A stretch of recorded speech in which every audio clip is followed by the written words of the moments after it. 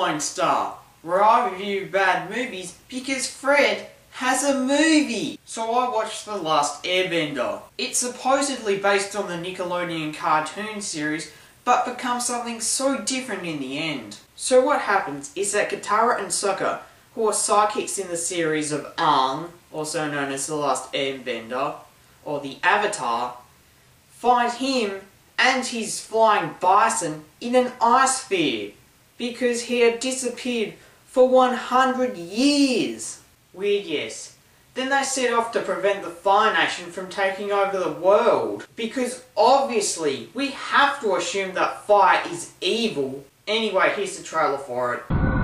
You are the last of your kind, all that remains of a once powerful nation.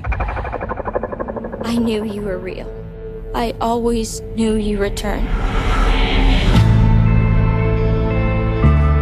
You are the only one who can bring balance to a world at war. But some will stop at nothing to destroy you. So what are just some of the many things that make this movie bad? 1.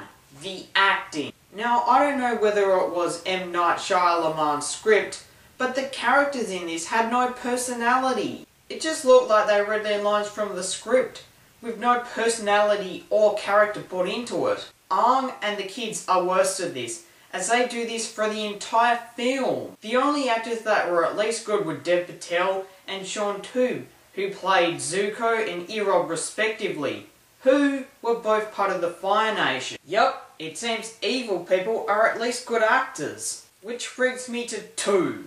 Lack of characterization. Let's just say that the characters in this movie were reduced to boring, serious characters, who, as I said before, had zero personality. The movie was based too much on the story involved and not the characters. For example, in the cartoon, Aang was meant to be childish and fun-loving, but comes out as serious and adult-like. As does Katara, Aang's female companion, who shows no sign of passion. Look, if you're gonna make this good, please don't focus on the action scenes to get stupid viewers to watch your movies. 3. Why are the Fire Nations Indian? M. Night Shyamalan may be Indian, but that's no excuse to cast each of the nations as a specific race. I'm just disappointed that he couldn't just cast Asians or Asian Americans instead of white people and Indians. Like, as I said, the Fire Nations being Indians, the Water Nation being white folk, the Earth Nation being somewhat Mongolian, and the Airbenders look like Buddhist monks.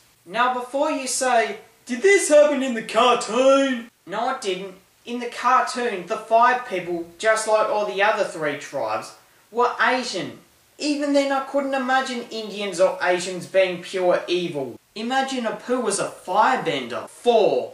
I may have already brought this up, but the movie is way too different to the cartoon series. Good adaptations are meant to be just like the original, but M. Night Shyamalan has botched it so much that even hardcore Avatar fans hate it. This movie turns a likeable show with story, humour, and the many struggles Aang has to face into a boring, action-packed movie. I don't care about action movies unless they're original.